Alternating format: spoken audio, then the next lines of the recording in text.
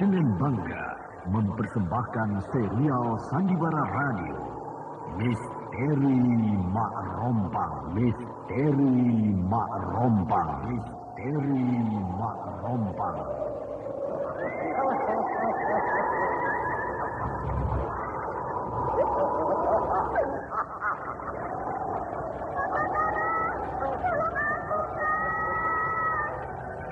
Cepat kemari Wulan.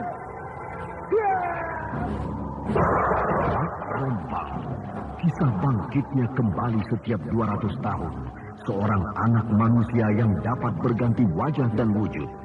Terkadang menjadi seorang gadis cantik teramat cantik. Terkadang menjadi seorang nenek tua renta buruk rupa yang selalu menimbulkan prahara dan malapetaka mengerikan bagi umat manusia.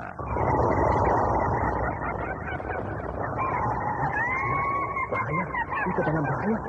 Sudah, cepat tinggalkan tempat ini. Tunggu Kang, aku mau menutup warung dulu. Jangan pikirkan warungmu, pikirkan nyawamu. Menjauh, tuk-tukang sudah menjauh. Aku tunjuk nyawa panas. Tuk-tukang ada di mana, Wina? Tuk-tukang ada di jalan kabut. Ini cepat. Ini keluar dari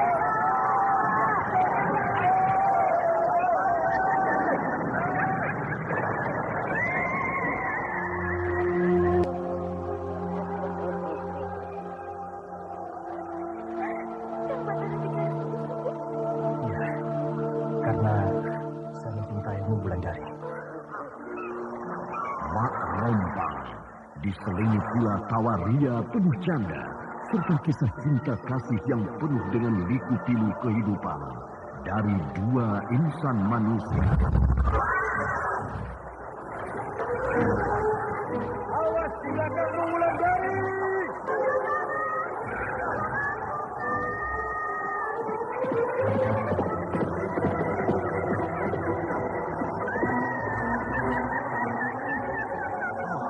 Celaka, Wulandari dibawa lari Mak Rompang. Didukung artis-artis terkenal Ferry Fadli, Ivone Rose, Hana Sambayo, dan sederet bintang-bintang terkenal lainnya.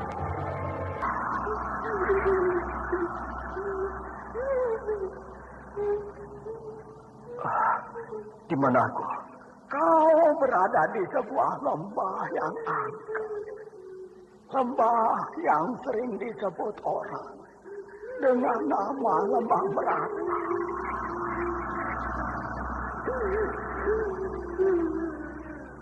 Lembah Meratap. Ikutilah episode ke-7, Lembah Merata, Lembah Merata, Lembah Merata.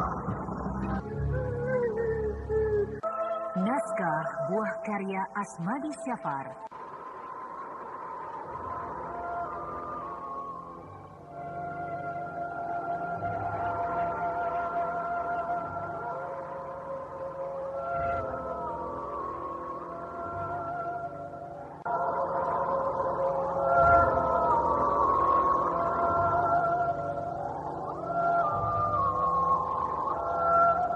Seri yang ketujuh ini didukung oleh Lili Nur Indasari sebagai Kandini, Elias sebagai Kiwista, Herman sebagai Anda Tembong, sekarang masih Siska mendengarkan sebagai Sandiwara Andi, Radio di Prianto channel sebagai Memori Kiamat, 80. Haris sebagai Kimpur, Bambang Jeger sebagai Raden Wangsadirja, Idris Apandi sebagai Kirekso, dan pembawa cerita Neni Sumardi.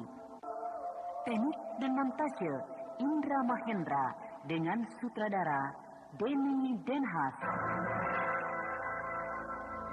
Pada kisah yang lalu diceritakan, Tembong kembali ke Lubuk Mentilin. Dia kembali ke kampung halamannya itu karena rindu pada Gandini. Walau dia tahu, Gandini sebenarnya sudah akan menikah dengan Raden Wangsadirja. Sementara Aning menunggu-nunggu kedatangan Tembong yang hanya mengatakan pergi mencari kayu bakar ke hutan. Sesampai di Lubuk Mentilin, harapan Tembong kembali bersemi ketika dia mendengar bahwa sudah beberapa hari ini Gandini mencarinya. Namun harapan itu kembali punah karena Gandini mencarinya untuk dijadikan pengawal dalam upacara perkawinan Gandini dengan Raden Wangsadirja. Kiwista, Iya, Den. Sejak kapan Ki Wista memanggil Raden padaku? Sejak hari ini, Den. Siapa yang suruh? Ki Lurah yang suruh, Den. Wah, ada-ada saja. Tapi itu benar, Den. Bukankah sebentar lagi Den Gandini akan menjadi istri Raden Wangsa? Sedangkan Raden Wangsa berdarah bangsawan. Tentu dengan sendirinya kedudukan Den Gandini juga sama dengan Raden Wangsa. Ya sudah, memang akan begitu nanti jadinya. Apa keperluan Raden memanggil saya? Apakah Ki Wista tidak melihat Tembong sepagi ini? Oh, tidak, Den. Mungkin dia masih tidur. Di mana dia tidur, Ki? Di mana lagi, Den, kalau bukan di pendopo kelurahan? Dia tidak tidur di sana, Ki Wista. Dia tidur di rumah kawannya. Den Gandini tahu? Iya, dia yang bilang padaku kemarin. Sekarang Ki Wista cari dia. Suruh dia menghadap padaku ya. Apakah Den Gandini tahu di rumah siapa dia menginap? Tidak, Ki Wista harus mencarinya sendiri. Baik, Den. Saya akan cari sekarang juga. Permisi, Den. Iya. Tembong sebenarnya mencintaiku. Tapi apa pantas dia menjadi suamiku? Wajahnya buruk, orangnya dungu, keturunannya hanyalah dari orang kebanyakan. Tembong, kenapa kamu tidak memeriksa dirimu sebelum mencintai diriku? Kau itu hanya pantas menjadi pengawal dalam hari perkawinanku nanti. Sudah 2 hari ini aku meninggalkan Tegalsari. Berarti sudah 2 hari aku meninggalkan Aning. Dan pikiranku lalu pada Aning. Apakah aku mulai mencintai Aning ya? Kalau dipikir-pikir, Aning jauh lebih cantik dibandingkan dengan Gandini. Kalau tidak, Raden Wangsa tidak akan mengawini Aning dulu. Tapi kalau aku menjadi suami Aning, maka berarti aku mendapat bekas Raden Wangsa. Sedangkan Gandini, gadis yang aku cintai, akan menikah dengan Raden Wangsa. Jadi sebenarnya Raden Wangsa adalah penghalang dalam setiap aku mencintai seorang gadis. Seolah-olah Raden Wangsa yang mengaturku untuk mendapatkan seorang istri. Kurang ajar. Raden Wangsa itu secara tidak langsung adalah musuh besarku, juga musuh besar Aning. Bukankah setiap Aning memomong bayinya, selalu dia berbicara pada bayinya, agar kelak nanti anaknya itu bisa membunuh Raden Wangsa Dirja. Aku memang harus kembali ke Tegalsari. Kalau aku berlama-lama di desa ini, hatiku akan bertambah sakit. Desa ini bukan untuk tempat tinggalku lagi. Karena di desa ini tidak ada siapa-siapa lagi yang harus aku temui. Semua sanak keluargaku sudah habis dibunuh oleh orang-orang Singasari. Sudah 4 hari Kang Tembong pergi. Sampai sekarang belum juga pulang. Apakah dia tersesat lagi di hutan? Aning, seharusnya tidak kau beri izin dia pergi selama ini. Karena dia tidak tahu seluk-beluk hutan di sekitar Tegalsari ini. Seharusnya memang begitu. Tapi saya tidak menyangka kalau dia akan selama ini pergi, Bapak. Sudahlah, Aning. Kau jaga anakmu baik-baik di rumah ya. Aku akan mencarinya. Iya, tapi Bapak jangan sampai malam pulangnya. Saya takut sendirian di rumah. Iya. Perasaanku mulai aneh terhadap Kang Tembong sejak dia meninggalkan di rumah ini 5 hari yang lalu. Pikiranku selalu pada Kang Tembong. Apakah aku mulai mencintai Kang Tembong? Rasanya iya. Dan aku tidak salah pilih kalau mencintai Kang Tembong. Dia jujur dan setia, walau dia tidak segagah Raden Wangsa. Tapi buat apa wajah yang gagah kalau sifatnya buruk? Kini aku tidak perlu wajah yang tampan. Yang penting bagiku, hatinya yang tampan. Apalagi anakku Tapasudana sudah bertambah besar. Dia butuh seorang bapak untuk membimbingnya kelak. Dia butuh perlindungan sampai dia tumbuh dewasa nanti. Aku yakin Kang Tembong tidak mencari kayu ke hutan. Aku yakin Kang Tembong tidak tersasar di hutan. Tapi Kang Tembong sedang pergi ke tempat lain. Tapi untuk apa ya? Untuk apa Kang Tembong pergi ke tempat lain? Yang Maha Agung, andai saja Kang Tembong pulang, betapa bahagianya aku. Ya, betul juga kata Ki Mujur, bahwa biarlah waktu yang menentukan rasa cinta dalam diri kami masing-masing. Dan kini, waktu itu sudah datang. Rasa cinta itu sudah mulai bersemi dalam diriku. Aning? Kang Tembong? Iya, saya. Kang Tembong, betulkah Kang Tembong yang berdiri di hadapan saya ini? Betul. Apa? Saya seperti mimpi. Baru saja saya memohon pada Yang Maha Agung supaya Kang Tembong kembali hari ini. Dan ternyata permohonan saya dikabulkan. Betul kamu mohon seperti itu, Aning? Iya, buat apa saya bohong, Kang? Kau menangis, Aning? Karena permohonan saya dikabulkan Yang Maha Kuasa. Sehingga saya merasa bahagia siang ini. Maafkan saya, Aning. Saya sudah meninggalkanmu 5 hari. Sehingga kau menjadi cemas. Apakah Kang Tembong akan meninggalkan saya lagi? Tidak, Aning. Saya tidak akan meninggalkanmu lagi. Saya akan tetap berada di sampingmu untuk selama-lamanya. Kang Tembong akan berada di samping saya untuk selama-lamanya. Iya, saya akan berada di sampingmu untuk selama-lamanya. Kang Tembong akan menjaga anak saya untuk selama-lamanya. Selama ini, Tapa Sudana sudah saya anggap sebagai anak saya sendiri, Aning. Sehingga saya akan menjaga dia sebaik-baiknya.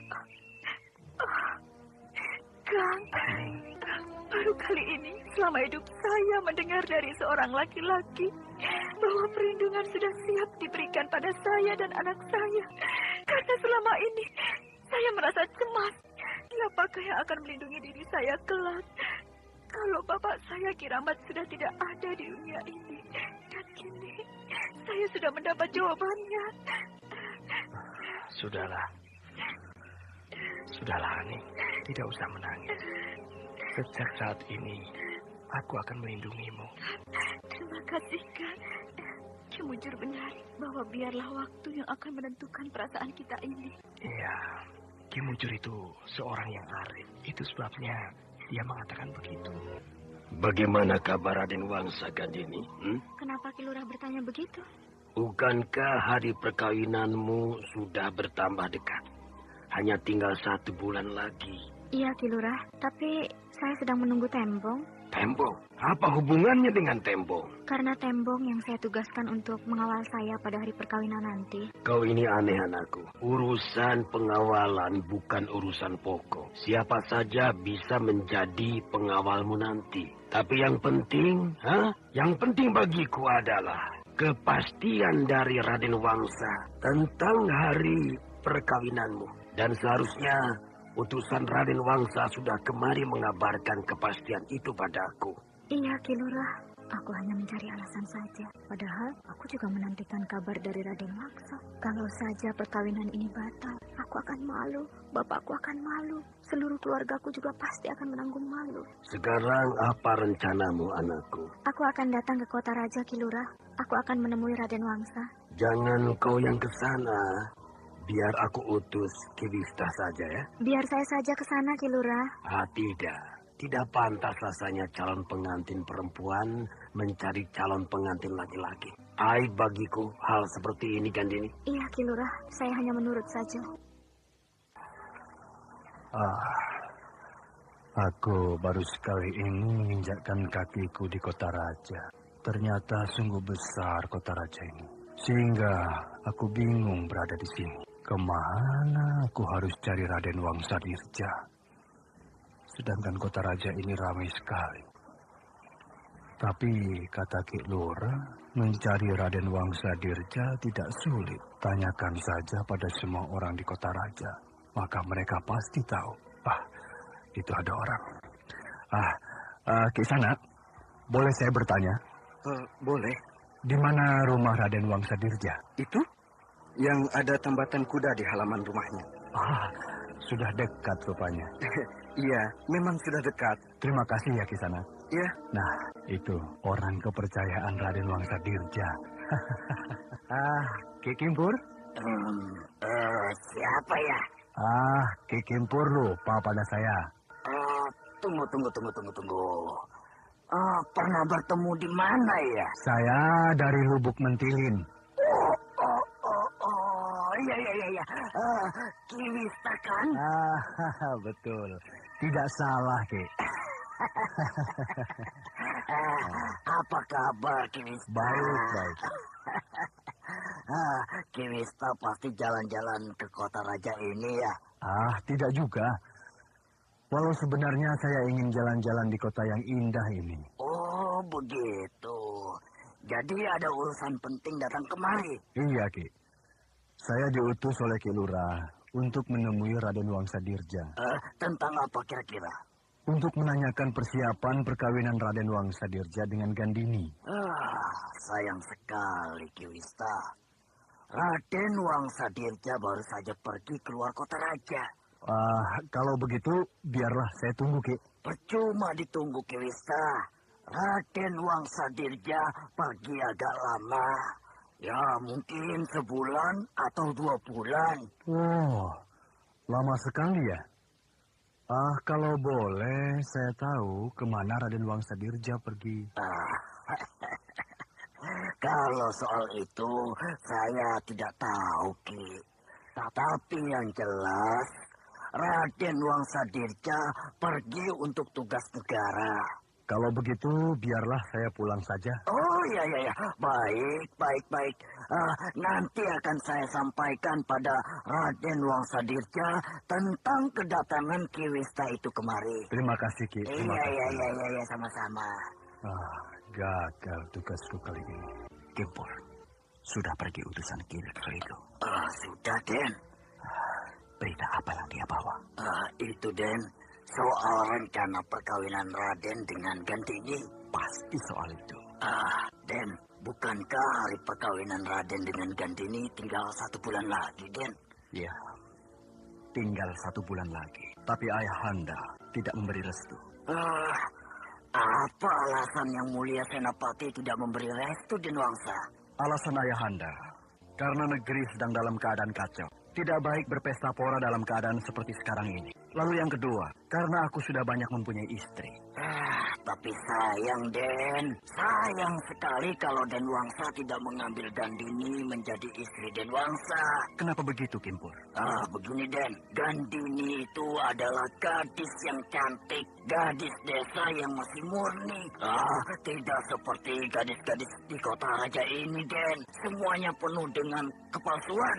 Apalagi kedudukan orang tuanya bukanlah orang biasa, Den. Ya, aku juga tidak berniat untuk mundur, Kimpur.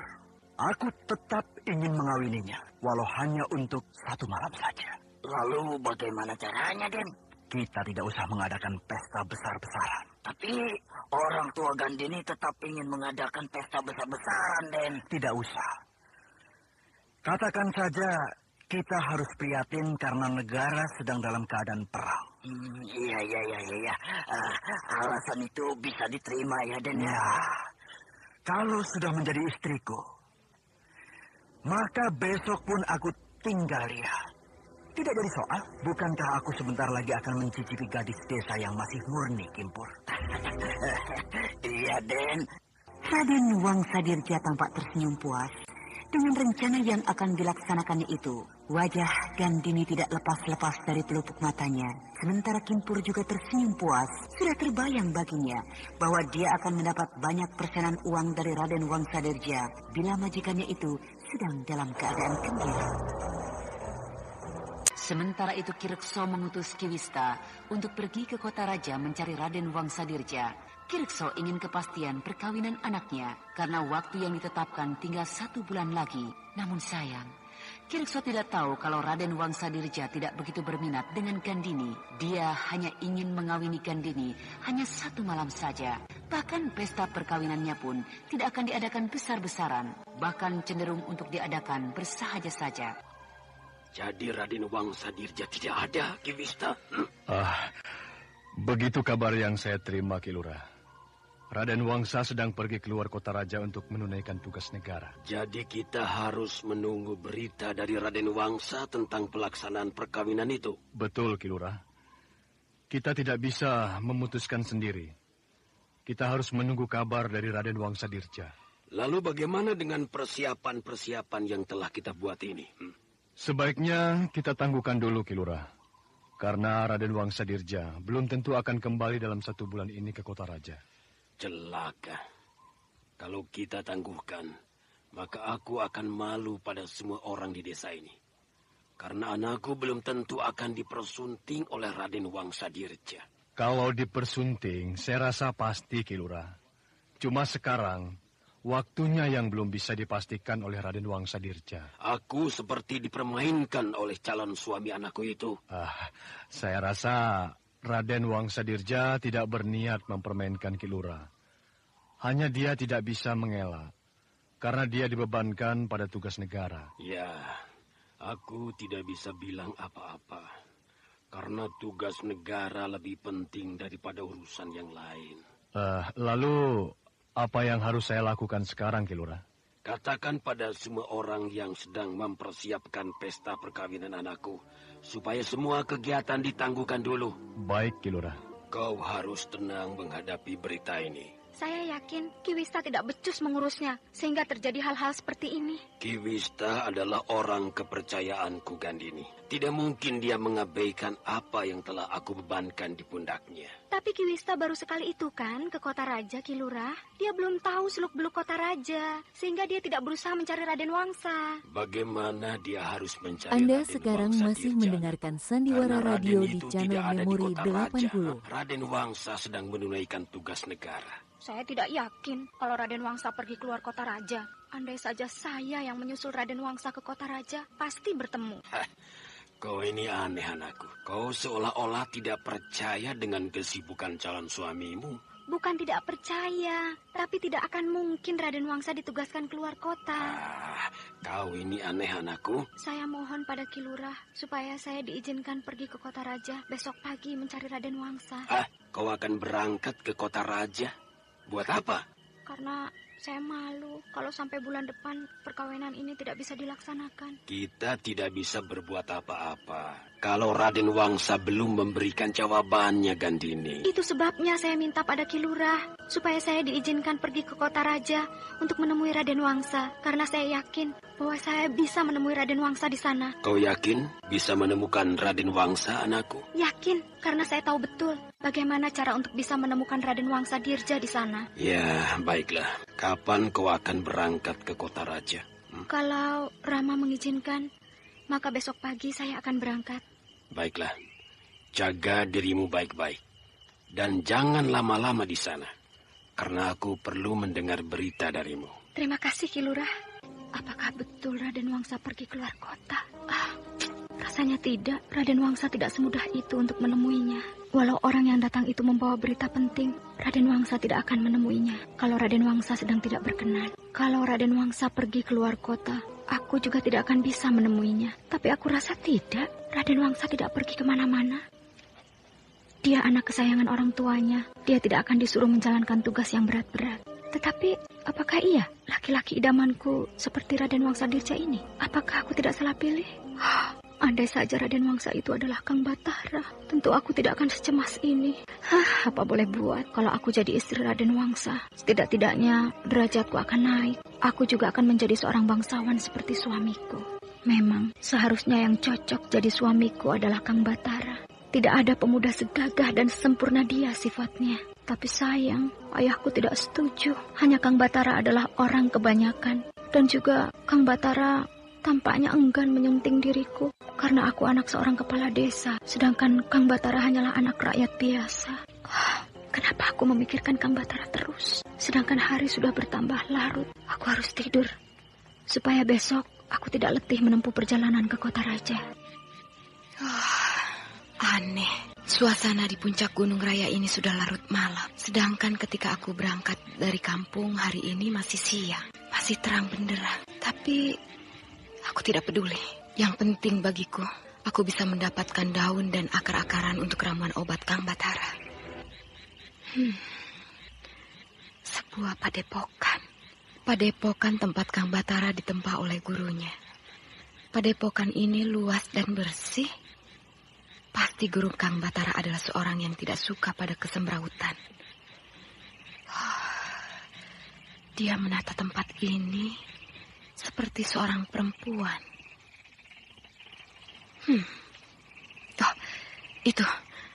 Itu guru Kang Batara. Dia sedang duduk bersemedi. Sedang Batara memang tidak ada di sini. Batara sedang terbaring di rumah seorang dukun yang bernama Awi. kenapa aku harus berlama-lama melihat dan mengamati padepokan ini? Bukankah tugasku kemari mencari obat untuk Kang Batara? Aku harus cepat mencarinya, supaya Kang Batara bisa tertolong nyawanya. Sudah 3 malam dengan malam ini, tapi belum juga ada tanda-tanda bahwa ramuan obatku bisa menyembuhkan Batara. Apa aku salah meramu obat ini? Tapi rasanya tidak. Takarannya sudah betul. Kini tinggal menunggu hasilnya. Kalau ia sampai besok malam belum juga sadar, maka aku sudah bisa memastikan bahwa Batara sudah mati. Kaki dan tangannya sudah dingin. Mukanya sudah putih bagaikan tidak berdarah. Hanya detak jantungnya saja yang menandakan kalau dia masih hidup. Kau terlampau lama mencari daun dan akar-akaran ini, anakku. Sudah 1/2 hari aku menunggumu. Apakah itu lama, Rama? Bagi kita memang tidak lama. Tapi bagi orang-orang di dunia sana, sudah berlangsung selama 3 hari 3 malam. Lalu bagaimana, Rama? Kau tunggulah. Aku akan meramu obat ini. Lalu kau antarkan pada Batara. Baik, Rama. Seharusnya aku tidak berlama-lama mengamati padepokan di puncak Gunung Raya tadi. Sehingga aku bisa cepat kembali di hadapan Rama. Semoga saja Kang Batara bisa tertolong. Rama, apakah kita masih punya waktu untuk menyelamatkan Kang Batara? Kirabumi tidak menyahuti pertanyaan anaknya. Laki-laki setengah baya itu sedang meramu obat sambil mengucapkan mantra-mantra. Dan tidak lama setelah itu, Kirabumi melakukan semedi yang cukup lama, sehingga Andita tidak berani bertanya lagi. Kemudian Kirabumi memberikan petunjuk pada Andita bagaimana cara mempergunakan obat hasil ramuannya itu. Sementara Andita mendengarkan dengan tekun.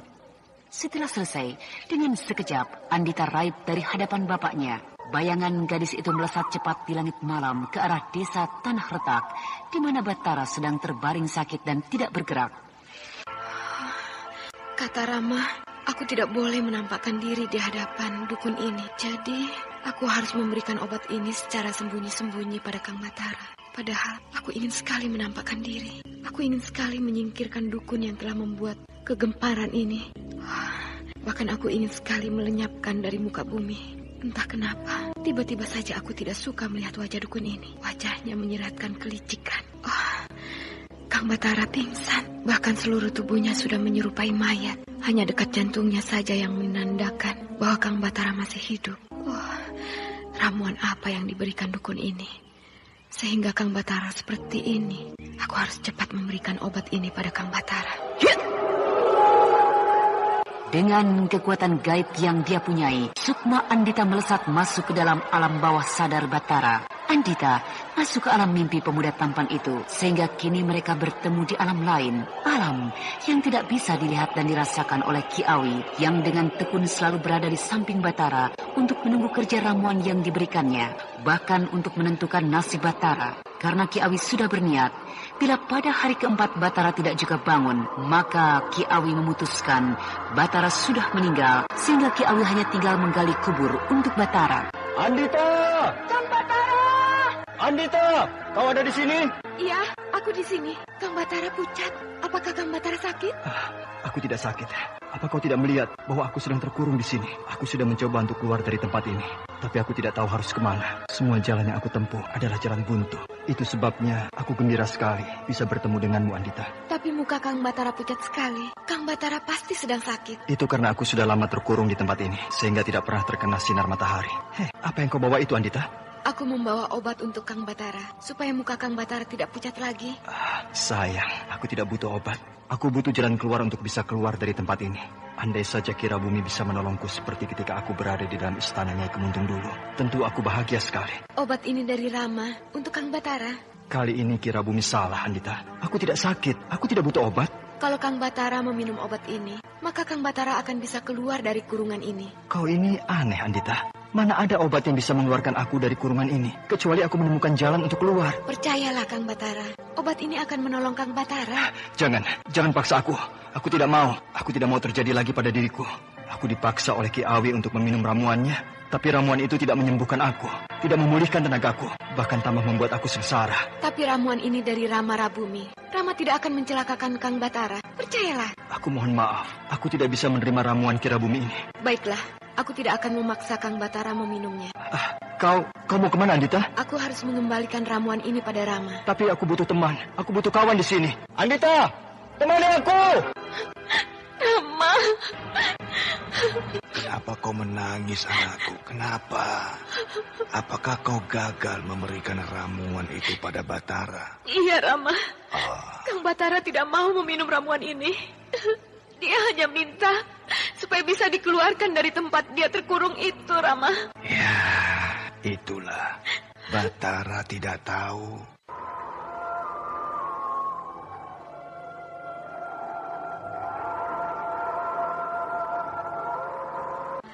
Sehingga aku bisa meminumkan ramuan ini pada Kang Batara. Percuma, anakku. Batara tidak akan bisa meminumnya karena Batara sedang pingsan. Bila lepas tengah hari nanti, maka Batara sudah dianggap mati oleh Kiawi. Bukankah jantung Kang Batara masih berdetak, Rama? Tidak, anakku.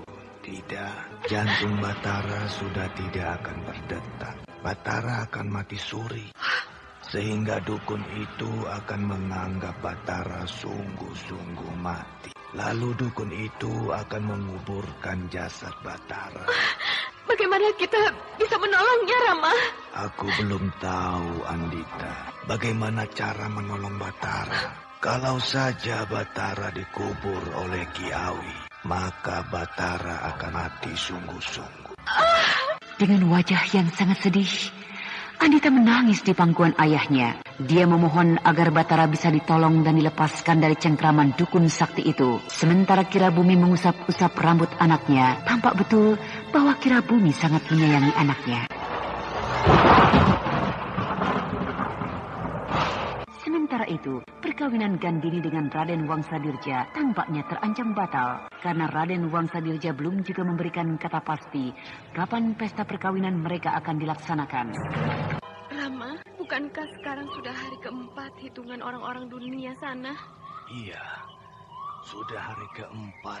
Berarti Kang Batara akan dikubur hidup-hidup oleh Kiawi, Rama? Iya, Batara akan dikuburnya hidup-hidup.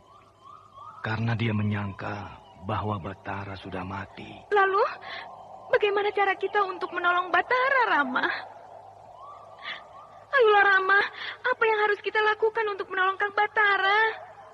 Kau terlampau mencemaskan pemuda itu. Anda sekarang masih mendengarkan Sandiwara Radio di channel Memori 80. Jadi pendamping hidupmu kelak. Rama, bukankah jodoh tidak bisa ditentukan oleh kita? Sebab itulah saya tetap berharap supaya di suatu saat kelak Kang Batara akan menjadi pendamping hidup saya, Rama. Tapi kalau hari ini dia dikubur hidup-hidup, maka habislah harapan saya, Rama. Kalau kau mengharapkan Batara sebagai pendamping hidupmu, maka biarkanlah dia mati hari ini. Sukmanya akan kita minta datang kemari. Sukmanya akan kita kurung untuk mendampingi hidupmu kelak. Karena yang kita butuhkan bukanlah badan kasarnya, tapi sukmanya untuk bisa hidup di negeri kita ini. Justru saya ingin Kang Batara utuh, Rama. Utuh dengan badan kasarnya. Kenapa harus begitu, anakku? Bukankah di situ terletak daya tarik Kang Batara, Rama? Bukankah dengan badan kasarnya dia akan menjadi pendamping istimewa bagi saya kelak? Permintaanmu sulit untuk dipenuhi, anakku. Sulit, sungguh-sungguh sulit. Apakah akan Rama biarkan saya menanggung rindu sepanjang hayat saya, Rama? Rindu yang tidak akan bisa terobati lagi. Cepatlah, Rama. Nyawa Kang Batara tergantung kita sekarang. Tolonglah, Rama. Sebelum dukun itu mengubur Kang Batara hidup-hidup. Ya, baiklah, anakku. Jadi Rama akan menolong Kang Batara. Terima kasih, Rama. Tapi tidak usah Rama yang melakukannya. Biar saya yang akan datang ke sana. Rama hanya tinggal perintah anakmu ini. Maka dalam sekejap akan saya lakukan perintah Rama. Pekerjaan ini bukanlah pekerjaan enteng, Andita. Kau tidak akan sanggup mengerjakannya. Karena di sana ada dukun sakti yang menunggu Batara. Biar aku yang turun ke sana. Kau tunggulah di sini. Baik, Rama. Anakmu akan menunggu di sini. Malam ini adalah malam terakhir bagiku menunggu Batara. Kalau sampai di tengah malam nanti dia tidak juga bangun dari pingsannya ini, maka berarti Batara sudah mati. Muka pemuda ini sudah seputih kapas, sedangkan nafasnya lemah sekali. Berarti aku gagal menyembuhkannya dengan ramuan baruku. Padahal pekerjaan yang paling sulit bisa aku selesaikan dengan baik. Nah. Kini nafas Batara semakin cepat. Berarti sebentar lagi dia akan mati. Oh, jantungnya berdebar cepat sekali. Anak muda, umurmu pendek sekali. Sebentar lagi aku harus menggalikan lubang untuk mengubur jasadmu. Apa itu? Wah, aku seperti melihat bayangan orang yang berkelebat di tengah ruangan rumah ini. Siapa itu? Aku harus melihat. Mungkin ada yang masuk ke dalam rumahku.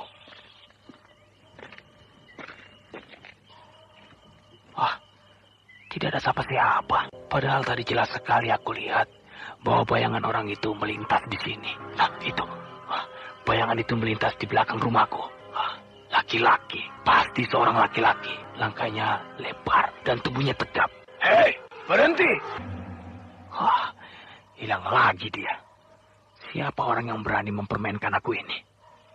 Hei, jangan coba-coba mempermainkan aku ya. Aku bernama Ki Awi. Dukun terkenal di desa Tanah Retak ini. Kalau kau mempermainkan aku, maka kau akan mendapat kesulitan nanti di belakang hari. Sepi. Tidak ada siapa-siapa di halaman rumahku ini. Ki Awi masih berdiri di halaman rumahnya. Dia berdiri gagah bagai pahlawan yang baru pulang dari medan perang. Sementara di halaman rumah itu tidak terdapat apa-apa kecuali bunyi binatang malam yang membelah kesunyian. Sementara di dekat Batara terbaring, tampak samar-samar kira bumi sedang duduk bersemedi. Laki-laki yang berasal dari negeri para makhluk halus itu duduk bagaikan patung. Lalu perlahan dia mengusap ubun-ubun Batara. Batara mengerang kesakitan. Mendengar arangan itu, Ki Awi cepat masuk ke dalam rumahnya. Dia cepat berdiri di samping Batara. Dia perhatikan seluruh tubuh Batara. Lalu perlahan-lahan Ki Awi menggelengkan kepalanya. Sementara kira bumi telah raib entah kemana. Akhirnya sampai juga ajal pemuda ini. Apa itu? Aku merasakan seperti ada angin yang menyambar tubuhku. Tidak ada apa-apa. Mungkin hanya perasaanku saja. Rama, kini Ki Awi menyeret tubuh Kang Batara di belakang rumahnya. Rama Rabumi, dukun itu akan menguburkan jasad Kang Batara di belakang rumahnya. Rama Rabumi masih bersemedi. Rama tidak mempedulikan kejadian yang sedang menimpa Kang Batara. Aku tidak bisa menunggu Rama Rabumi.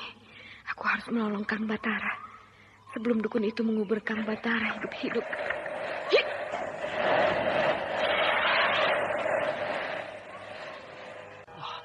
Kembali aku merasakan sambaran angin di dekatku.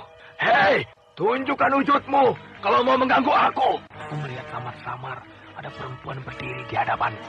Kalau melihat bentuknya, perempuan ini pasti makhluk halus. Akan aku hajar dedemit ini supaya dia cerah di hadapanku. Hei, kau lihat, aku akan mengusirmu. Aku akan membuat kau menjerit kesakitan.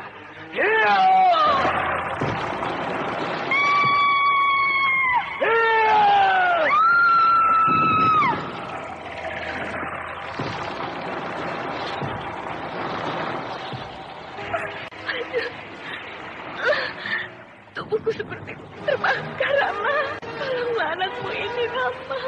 Kira bumi masih duduk bersemedi. Dia tidak mempedulikan anaknya yang tersungkur di hadapannya. Dari ubun-ubun kira bumi keluar asap putih yang makin lama makin tebal. Asap itu menyelimuti seluruh tempat kira bumi bersemedi. Sementara Andita tidak bergerak lagi. Gadis itu pingsan dengan tubuh yang membiru. Sedang Ki Awi meneruskan niatnya untuk mengubur Batara di halaman belakang rumah. Tubuh Batara diseretnya bagai menyeret bangkai seekor binatang. Lalu dengan cepat dilemparkannya tubuh Batara ke dalam lubang yang sudah disiapkan. Namun di malam yang gelap gulita, di halaman belakang rumahnya, Ki Awi tidak melihat bagaimana tubuh Batara sedang diselimuti oleh gumpalan asap putih yang tebal, bahkan sangat tebal, sehingga tubuh Batara bagaikan berselimut dengan sebuah permadani putih. Dengan tergesa-gesa, Ki Awi menimbun lubang itu dengan gundukan tanah yang terdapat di samping lubang. Lalu tersungging senyum kepuasan di bibir dukun itu. Kau bernasib malang, Batara. Ini kau telah kukubur dengan segala ramuan yang membawa bencana. Ramuan yang sebenarnya menjadi racun pada dirimu. Ini aku bebas. Aku tidak akan mendapat bencana oleh ramuan yang aku bikin sendiri. Karena kau telah menjadi tumbal bagi ilmuku. Seminggu lagi, jasadmu akan aku gali. Aku menyelipkan jimat di dalam mulutmu. Jimat itu akan ampuh bila telah dikubur selama 1 minggu di dalam mulut mayat seperti mayatmu itu.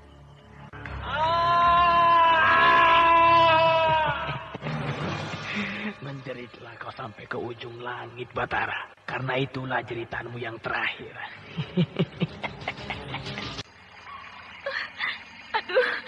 Aduh Rama. Tubuhku bagaikan terbakar, Rama. Tidak bisa digerakkan. Sudah aku obati. Cobalah kau gerakkan. Hilang. Kini sakitnya hilang. Tubuhku bagai diguyur air dingin, Rama. Aku telah mengobatimu di saat kau pingsan tadi, anakku. Jadi, aku pingsan tadi, Rama? Iya, kau pingsan lama sekali. Tapi bagaimana dengan Kang Batara? Dia dikubur hidup-hidup oleh Ki Awi. Aku melihat kejadian itu di dalam mimpiku tadi ketika aku pingsan, Rama. Batara telah aku selamatkan, Andita. Betul itu, Rama Rabumi? Buat apa aku berbohong, anakku? Lihatlah, siapa yang berbaring di sana itu? Kang Batara? Betulkah itu Kang Batara, Rama? Iya, Batara hadir dengan jasadnya di hadapanmu. Akhirnya Rama Rabumi menyelamatkan Kang Batara dari bahaya maut. Sebenarnya aku hampir gagal menyelamatkan nyawanya, Andita. Karena kau selalu memanggil-manggil ketika aku sedang melakukan semediku. Maaf Rama, aku sangat cemas ketika melihat Ki Awi sudah siap untuk mengubur tubuh Kang Batara. Di mana aku? Kau berada di kampungku, Batara. Kira bumi, bukankah aku sedang berada di rumah Ki Awi? Kau berada di rumahku, Batara. Kang Batara? Andita, betulkah aku sekarang berada di kampung Lembah Meratap? Iya, kau berada di kampung kami. Kampung orang-orang Bunian. Kau tidak boleh bangun dulu, Batara. Kau harus banyak istirahat supaya tenagamu cepat pulih. Tenagaku belum pulih. Aku belum sanggup mengangkat tanganku. Mungkin beberapa hari lagi tenagamu akan pulih. Aku kembali berhutang nyawa pada Kira Bumi. Aku tidak tahu harus bagaimana membalasnya kelak. Bukankah hidup itu saling tolong-menolong? Dan aku hanya menolongmu karena kebetulan aku sanggup. Jadi jangan kau hitung berhutang nyawa padaku. Terserah pada Kira Bumi, tapi bagiku, aku tetap berhutang nyawa. Sudahlah, kita tidak usah berdebat tentang hutang berhutang. Selama kau di sini, kau akan dirawat oleh anakku. Jadi kau berangkat siang ini ke kota Raja, Gandini? Jadi, Ki Lurah. Jalan mana yang akan kau tempuh? Seperti biasa. Sebaiknya kau menghindari desa Tegalsari. Kenapa begitu, Rama? Baru saja aku mendapat berita bahwa sepanjang jalan yang menuju Tegalsari sudah dipenuhi oleh tentara Singasari. Bukankah mereka sudah kita pukul mundur, Ki Lurah? Ya, tapi tentara Singasari yang lain masih banyak, Gandini. Mereka rupanya tetap akan merebut kota Raja. Tapi kenapa tidak merebut desa kita ini lebih dulu? Mungkin mereka menganggap bahwa desa ini tidak penting bagi mereka. Mungkin Raden Wangsa ditugaskan untuk menghadang pasukan Singasari itu. Tapi sudahlah, jangan kau pikirkan itu. Pergilah ke kota Raja, tempuhlah jalan memutar. Berangkatlah melalui desa Tanah Retak. Baik, Ki Lurah. Aku harus cepat sampai di kota Raja. Aku harus membantu Raden Wangsa menghadapi tentara Singasari. Kau harus menambah jumlah pengawalmu. Jangan hanya 3 orang saja. Iya, Ki Lurah. Dengan cepat, Gandini berangkat menuju kota raja. Dia menunggang kuda dengan gagah, sementara di belakangnya tampak 10 penunggang kuda yang lain. Dalam waktu hanya sekejap, Gandini sudah hilang di balik tikungan jalan, sementara Ki Rekso hanya menarik nafas panjang. Ki Lurah itu maklum apa yang akan terjadi pada hari-hari berikutnya bagi kerajaan Dharmasraya, karena tentara Singasari sudah begitu dekat ke kota raja.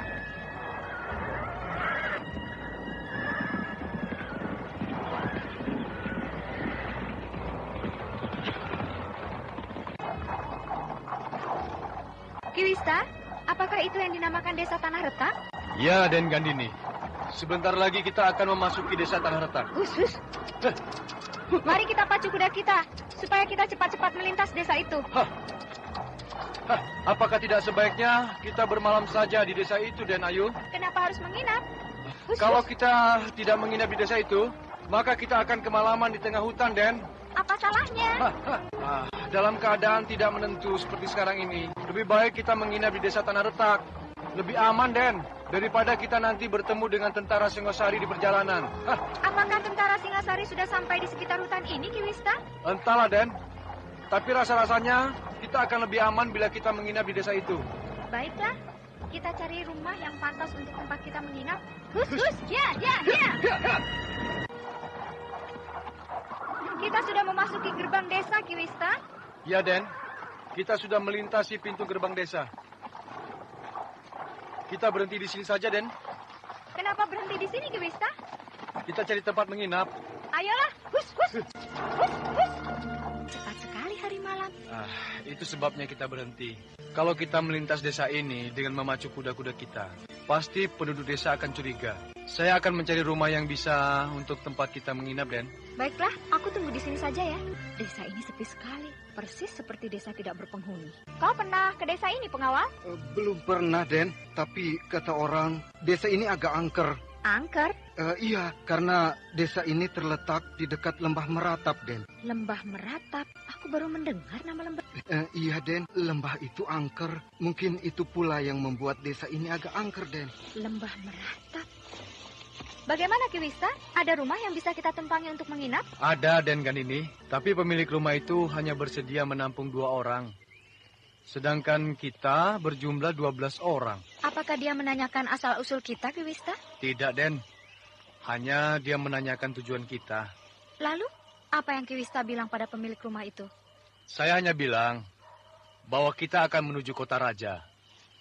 Lalu saya bilang juga bahwa kita adalah kerabat Raden Wangsadirja. Kenapa Ki Wista bilang begitu? Ya, supaya kalau terjadi apa-apa, kita akan aman, Den.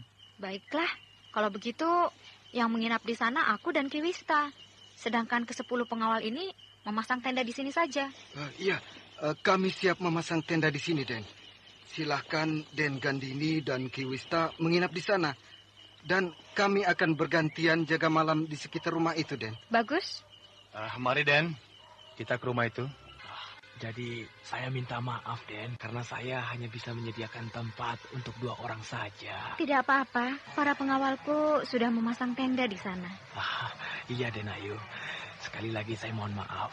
Saya tidak tahu kalau saya sedang berhadapan dengan kerabat Raden Wangsadirja. Apakah Kisana kenal dengan Raden Wangsadirja? Belum, Den. Tapi siapa yang tidak kenal dengan nama Raden Wangsadirja? Siapa nama Kisana? Nama saya yang hina ini Awi, Den. Awi? Iya, Den. Dulu pernah Den Wangsa akan datang kemari untuk berobat. Tapi sayang kedatangan itu ditunda, Den. Mungkin mengingat negeri ini sedang tidak aman. Apakah Ki Awi seorang tabib? Ya, kalau dibilang tabib ya belum, Den. Tapi bisalah sedikit-sedikit mengobati penyakit. Oh, begitu. Iya, Den. Silakan. Kalau Raden Ayu ingin beristirahat, hari sudah malam. Baiklah. Karena besok pagi aku akan melanjutkan perjalanan ke kota raja. Iya, saya akan membangunkan Raden berdua bila hari sudah pagi. Terima kasih. Bila Raden Ayu sampai ke kota raja, tolong sampaikan salam saya kepada Raden Wangsadirja. Baik, akan aku sampaikan. Saya selalu mendoakan keselamatan dan kesehatan untuk Raden Wangsadirja. Terima kasih. Ki Wista belum tidur? Belum, Den. Apakah Ki Wista memperhatikan pemilik rumah ini tadi ketika dia bicara dengan kita? Iya, Den. Matanya liar menyelidik ke arah Den Gandini. Kalau begitu, bukan aku saja yang perhatikan gerak-geriknya tadi. Itu sebabnya saya belum tidur sekarang, Den. Saya curiga pada laki-laki tua itu. Kalau begitu, kita harus berjaga sepanjang malam ini. Iya, Den. Sebaiknya begitu. Apakah Ki Wista percaya kalau Raden Wangsa pernah akan berobat pada pemilik rumah ini? Wah, entahlah, Den. Saya kurang tahu soal itu. Mungkin Den Gandini yang tahu. Kalau menurut saya, tidak mungkin. Karena Raden Wangsa sudah punya tabib yang ahli di kota raja. Ki Wista mendengar suara tadi. Ya, mungkin ada yang membuka pintu belakang rumah ini. Bagaimana? Kita keluar untuk melihat. Siapa tahu ada bahaya yang mengancam kita. Baik, Den. Jangan lupa membawa senjata, Ki Wista. Sudah, Den. Ayo. Perlahan-lahan membuka pintunya. Iya, Den. Lihat itu, Ki Awi keluar rumah. Dia menuju halaman belakang. Apa yang akan dilakukannya? Entahlah. Lihat, satu pun dari 3 orang pengawal kita yang berjaga tidak ada yang melihat Ki Awi. Padahal laki-laki itu melintas di dekat mereka. Berarti Ki Awi ini mempunyai ilmu yang hebat. Dia berhasil menutup penglihatan ketiga pengawal kita. Iya. Oh, dia berhenti di sana. Dia memperhatikan berkeliling. Mungkin dia merasa diikuti, Den. Mungkin juga. Dia mulai menggali tanah, Den. Hebat. Dia menggali tanah hanya dengan kedua tangannya. Kau sudah kuat untuk duduk di sini, Batara. Sudah, Kira Bumi. Kemarilah. Iya.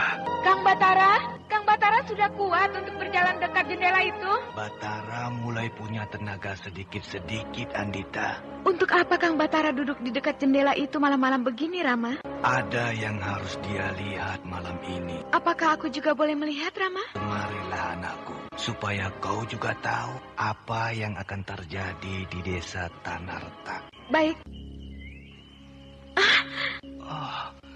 Aku seperti melihat dukun Awi di halaman rumah ini, Kira Bumi. Memang kau sedang melihat dukun Awi, tapi dia bukan berada di halaman rumah ini. Dia berada di halaman belakang rumahnya. Aneh. Di desa itu hari juga sedang malam, Batara. Sama seperti di sini. Tapi aku melihat jelas sekali sosok tubuh dukun itu. Karena kau melihat dari kampung kami, sehingga semuanya tampak sangat jelas. Apa yang akan dia lakukan, Kira Bumi? Dia akan menggali jasadmu. Jasadku? Jadi aku sudah mati? Belum, karena kau sudah aku bawa kemari. Apa betul begitu? Kalau kau tidak percaya, lukailah tubuhmu. Maka dari lukamu akan keluar darah. Itu pertanda kau masih hidup, Batara. Aku mengucapkan sekali lagi terima kasih, Kira Bumi. Sekali lagi terima kasih. Sudahlah, kini perhatikan. Ki Awi mulai menggali kuburmu. Jangan-jangan di dalam lubang itu juga ada jasadku. Cepat sekali dukun itu menggali. Dia mempunyai kekuatan yang hebat. Walau dia sudah tua, sehingga hanya dengan kedua tangannya dia bisa menggali lubang seperti tikus tanah. Kini dia berhenti menggali, Rama. Berarti dia sudah menemukan apa yang dia gali. Berarti dia menemukan jasadku. Lihat apa yang dia temukan. Aneh. Kenapa yang ada di dalam kubur Batara hanya sebuah batang pisang? Kemana jasad pemuda itu? Apakah Batara seorang yang sakti? Atau aku sedang dipermainkan oleh orang lain? Kurang ajar. Hilang jimat yang aku letakkan di mulutnya.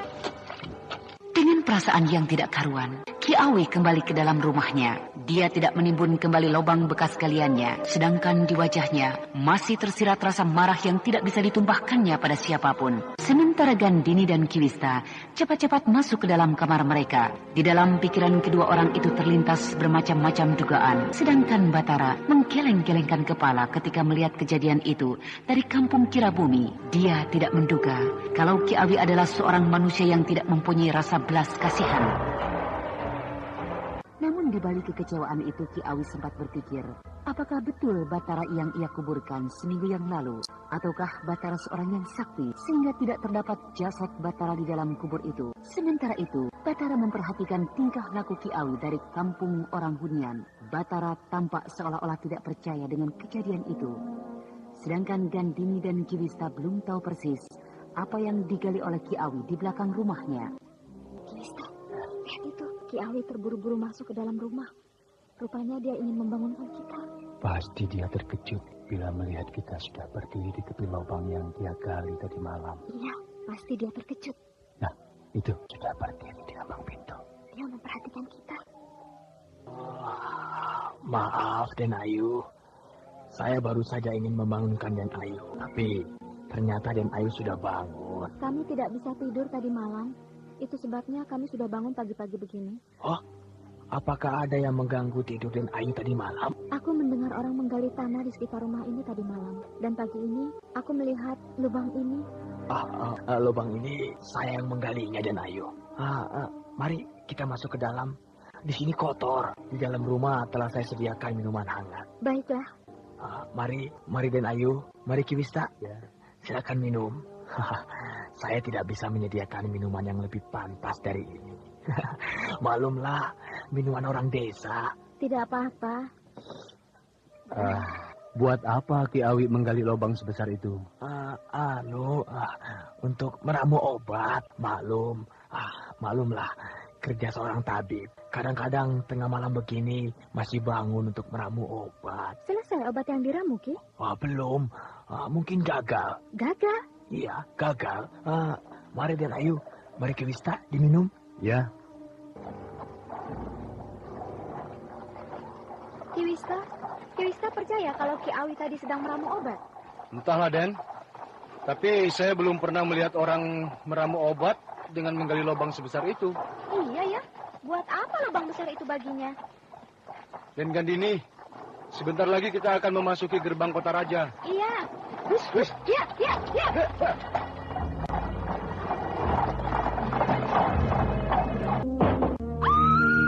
Ada apa?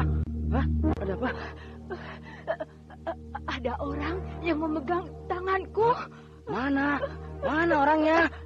Tidak tahu. Mana orangnya? Tadi ketika aku pasang palang pintu itu, tiba-tiba seperti ada yang memegang tanganku. Tangan itu dingin sekali rasanya. Jadi kamu tidak melihat ada orang? Entahlah, aku hanya merasakan pegangan tangan itu saja. Kalau begitu mah, itu hanya perasaanmu saja. Tapi aku takut. Sudahlah, jangan pikirkan itu lagi. Akhir-akhir ini aku sering merasa takut. Iya, kenapa? Entahlah, bahkan kadang-kadang aku merasa si Kadat anak kita itu yang sudah meninggal berdiri di sampingku. Iya, itu karena kau selalu memikirkan Kadat. Ibu mana yang tidak memikirkan anaknya? Apalagi Kadat mati dengan cara yang sangat mengerikan. Tapi kan kematian Kadat sudah kita balas melalui Ki Awi, Bu. Apalagi? Entahlah, hatiku selalu merasa tidak tentram. Kalau begitu, mari kita tidur saja ya, supaya perasaan takutmu itu hilang. Iya, Kang. Sudah, biar aku yang mematikan lampu-lampu itu. Kau duduk saja di situ. Iya.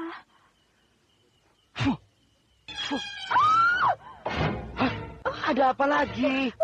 Ada apa? Ada orang, Kang. Ada orang berdiri di depan pintu itu. Mana? Itu. Cepat hidupkan lampu. Cepat hidupkan kembali lampu itu, Kang. Nah, mana? Tidak ada siapa-siapa kan? Tadi di dalam kegelapan itu aku melihat samar-samar bayangan orang berdiri di sudut itu, Kang. Bagaimana bentuk orangnya? Ia berjubah putih, sedangkan rambutnya panjang sekali. Pasti ada orang yang sedang mencoba masuk ke rumah ini.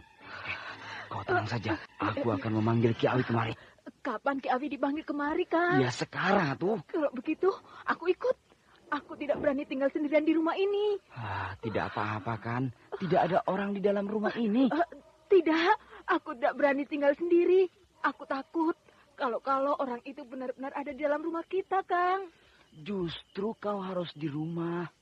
Kalau kau ikut, tidak ada yang menjaga rumah ini. Apakah kau lupa kata kepala desa bahwa kita tidak boleh membiarkan rumah kita kosong? Iya. Karena tentara Singosari suka masuk ke rumah yang tidak berpenghuni. Mereka merampok barang-barang yang ada di dalam rumah kosong itu untuk biaya perang pasukan mereka. Dan kalau tiba-tiba orang-orang Singasari itu benar-benar datang ke rumah ini, Bagaimana, Kang? Ya jangan bukakan pintu, diam saja. Iya. Tapi mereka tidak berani datang. Bilang mereka lihat lampu rumah ini masih menyala. Tapi... Sudah. Jangan takut. Aku tidak lama. Baiklah. Tapi jangan lama-lama ya, Kang. Tidak.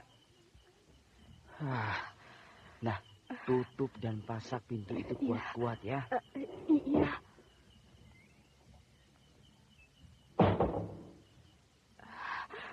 Aku harus pasak pintu ini kuat-kuat supaya orang-orang Singasari tidak bisa masuk.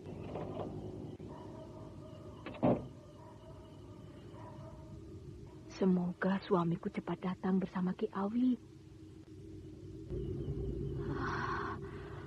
Angin di luar agak kencang, sedangkan perasaanku bertambah takut. Angin di luar agak kencang, sedangkan perasaanku bertambah takut. Siapa yang memanggil namaku? Suara itu terdengar dari dalam kamarku. Tidak ada siapa-siapa di dalam kamar ini. Pasti hanya pendengaranku saja.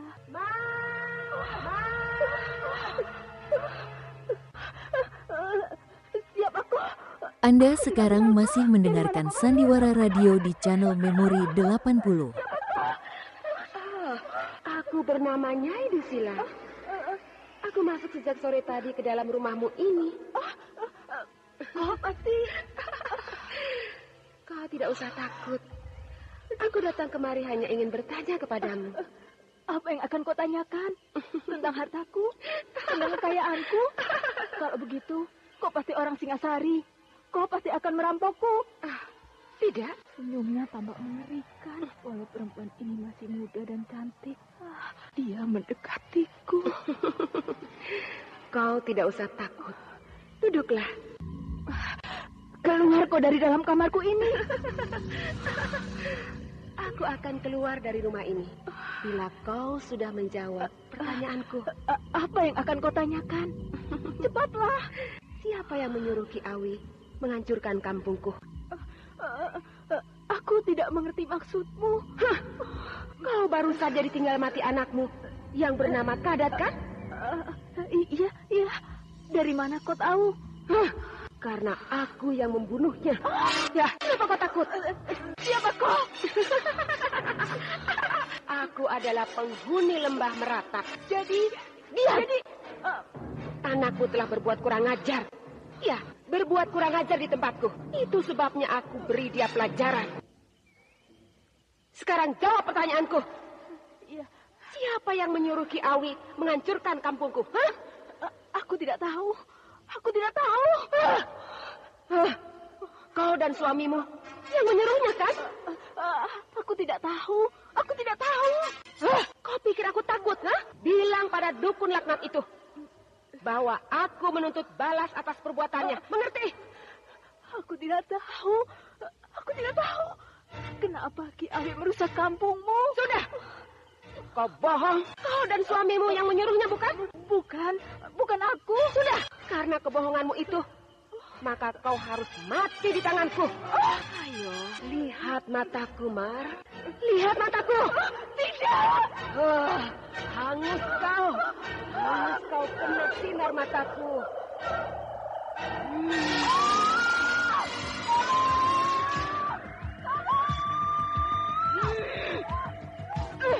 Mati kau. Mar, buka pintunya. Aku dan Ki Awi datang, Mar. Datang. Mungkin istriku sudah tidur, Ki Awi. Jadi kita dobrak saja pintu ini ya. Lebih baik kau panggil sekali lagi. Panggil? Ya. Mar, buka pintu, Mar. Tidak ada jawaban, Ki. Jangan-jangan. Ki Awi dan Bapak almarhum Kadat masih berdiri di halaman rumah. Keduanya tampak mulai cemas. Mereka mulai berpikir yang bukan-bukan. Sedangkan Nyai Dusila memperhatikan dari atas sebuah pohon yang tinggi. Mata iblis itu tampak bersinar biru kemerah-merahan. Sinar mata yang mengandung maut. Tidak ada jawaban, Ki Awi. Coba panggil sekali lagi. Mungkin istrimu tertidur pulas. Mar, buka pintu. Tidak ada jawabannya. Coba kau intip. Iya. Tapi lampu di dalam rumah masih nyala, Kiawi. Iya, pasti istrimu tertidur pulas. Tidak mungkin, Ki. Dia pasti menunggu aku pulang. Aku khawatir. Mungkin terjadi apa-apa pada istriku, Ki. Kalau begitu, dobrak saja pintu rumahmu ini. Ya.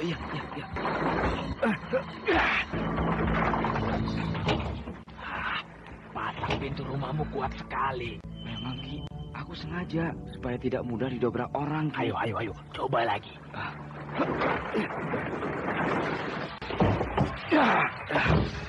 Baru bisa, Ki. Lihat istrimu. Istriku pingsan. Mar. Istriku mati, Ki. Tubuh istrimu membiru. Kita terlambat, Ki. Kematian dia ini persis sama dengan kematian anaknya. Apa iya siluman itu sedang membalaskan dendamnya? Pasti istriku mati oleh orang-orang Singosari. Bukan. Istrimu bukan mati dibunuh oleh orang-orang Singosari, tapi dibunuh oleh penghuni lembah meratap. Betul begitu, Ki? Lihat saja sekujur tubuhnya. Biru, bagai bekas dicekik oleh ratusan tangan siluman. Sudah 3 hari istriku meninggal dunia. Sudah 3 malam aku sendiri di rumah ini. Sepi. Tidak ada kawan untuk diajak bicara. Lebih baik ke rumah Ki Awi saja. Sehingga aku tidak merasa kesepian. Sebaiknya aku tutup pintu ini kuat-kuat. Supaya tidak ada yang bisa masuk ke dalam rumahku. Tapi aku tidak peduli lagi. Aku sudah tinggal sendiri. Terserah siapa yang akan masuk dan merampok isi rumahku.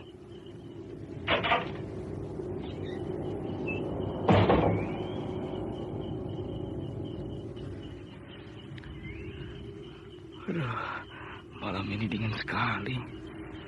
Angin gunung bertiup agak kencang. Sedangkan bulan bercahaya ke arahku. Aku seperti melihat orang berjalan ke arahku. Pakaian orang itu putih. Tapi kenapa tiba-tiba bulu tengkukku berdiri, ya?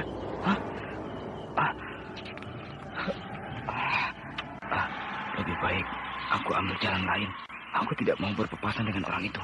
Laki-laki setengah baya yang telah kehilangan anak dan istrinya itu mengambil jalan memutar karena dia menghindari untuk berpapasan dengan orang yang berada di hadapannya.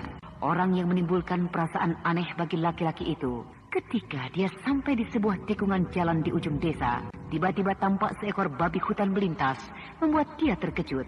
Namun yang membuat dia lebih terkejut lagi, ketika babi hutan itu menyerang seorang perempuan muda yang sedang berjalan di hadapannya. Perempuan muda itu jatuh tersungkur. Laki-laki setengah baya itu cepat memberikan pertolongan. Bahkan dia mencari air bersih untuk membersihkan luka yang terdapat pada tubuh perempuan muda itu.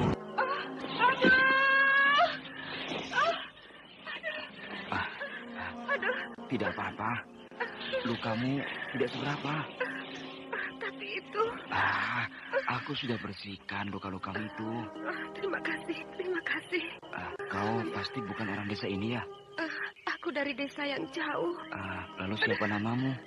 Nyai Dusila. Mau kemana sebenarnya malam-malam begini? Aku mau ke rumah familiku. Di mana rumah familimu itu? Tidak jauh dari sini. Mari aku antar kau ke rumah familimu, ya. Tapi, aku tidak bisa jalan. Kakiku terkilir. Begini, duduklah di sini dulu, ya. Iya. Sayang, aku tidak bisa mengurut kakimu itu. Aku tidak mengerti, tapi kalau kau mau menunggu sebentar, akan aku panggilkan seorang dukun yang hebat, ya. Tidak usah. Rumahnya tidak jauh dari sini. Tidak usah. Kenapa? Aku hanya ingin bertemu dengan laki laknat. Siapa kau? Bukankah aku sudah namaku tadi? Keras juga cengkeramannya. Hanya ini. Lepaskan aku. Tidak. Mau apa kau sebenarnya? Mau menghukummu. Muka perempuan ini tampak mengerikan. Apa salahku? Kau telah menyuruh Ki Awi menghancurkan kampungku, bukan? Di mana kampungmu? Aku penghuni lembah meratap. Kau harus menerima hukuman dariku. Ya, malam ini. Karena kau telah menyuruh Ki Awi menghancurkan kampungku. Lepaskan aku. Lepaskan. Lepaskan aku. Hei, jangan lari. Jangan lari kau. Aku harus bisa sampai di rumah Ki Awi. Itu rumah Ki Awi sudah tampak. Ki Awi! Ki Awi! Kenapa aku sampai di sini lagi? Kau tidak akan bisa lari dariku. Aku harus cepat meninggalkan tempat ini. Ki Awi! Tidak tahu lagi di mana rumah Ki Awi. Mau kemana kamu? Itu Ki Awi. Ki Awi! Tolong aku, Ki Awi, tolong! Aduh, napasmu dulu. Untung Ki Awi datang. Ada apa? Kenapa kamu berlari-lari berkeliling kampung? Saya dikejar, Ki. Siapa yang mengejarmu? Perempuan, Ki. Perempuan. Perempuan? Iya. Seorang perempuan penghuni lembah meratap, Ki. Siapa nama perempuan itu? Nyai Dusila, Ki. Ki Awi? Nyai Dusila? Ki Awi tadi kemana? Kau tidak akan bisa lari dariku. Jangan cekik aku. Kau harus mati menyusul istrimu. Rasakan.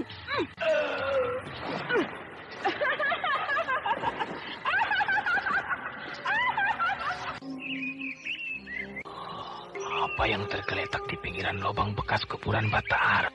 Coba. Suami Marni? Siapa yang membunuhnya? Siapa yang meletakkan mayatnya sore begini di halaman belakang rumahku? Mukanya biru, persis seperti mayat anaknya dulu. Atau apakah dia mati dibunuh oleh penghuni lembah meratap? Anda sekarang masih mendengarkan Sandiwara Radio di channel Memori 80. Aku tahu pasti bahwa ini adalah perbuatan penghuni lembah meratap. Karena istrinya pun sudah dibunuh oleh penghuni lembah meratap. Lebih baik aku masukkan saja mayat suami Marni ke dalam lubang ini, supaya lubang ini ada isinya. Ki Awi? Siapa kau? Aku kebetulan lewat di sini. Siapa kau? Aku justru yang harus bertanya pada Ki Awi. Siapa kau? Aku bernama Nyai Dusila. Aku tidak kenal denganmu. Iya, memang kita belum pernah berkenalan. Apa perlumu datang kemari, ha? Aku cuma ingin bertanya, kenapa Ki Awi membunuh laki-laki ini? Seenaknya kau menuduh aku membunuh laki-laki ini. Kalau bukan Ki Awi, siapa yang membunuhnya? Pergi kau! Sebelum aku lempar kau keluar dari halaman rumahku ini. Tidak apa-apa. Tapi pembunuhan ini akan aku ceritakan pada seluruh orang kampung. Sehingga Ki Awi akan mereka hukum. Bukan aku yang membunuh laki-laki ini. Dan tidak ada yang bisa menghukumku di desa ini. Kalau begitu, aku yang akan menghukum Ki Awi nanti. Siapa kau sebenarnya? Aku penghuni lembah meratap. Kampungku telah kau hancurkan, dukun laknat. Dia hilang. Ki Awi, kau telah menyerang kampungku. Kau telah menghancurkan kampungku. Kini aku datang. Aku datang untuk menuntut balas. Kau akan mati menyusul kedua suami istri itu. Tampakkan dirimu, makhluk laknat. Dia sudah pergi. Betulkah dia akan menghukumku? Tapi kenapa tidak dia serang aku tadi? Kenapa dia menghilang? Aku tidak takut. Aku akan hadapi dia. Bahkan aku akan menghancurkan dinamit itu. Ki Awi masih berdiri di tepi lubang bekas mengubur Batara beberapa hari yang lalu. Sedangkan di kejauhan, Nyai Dusila memperhatikan dengan pandangan yang bengis. Perempuan siluman itu sudah memastikan Ki Awi akan menemui ajalnya tidak lama lagi.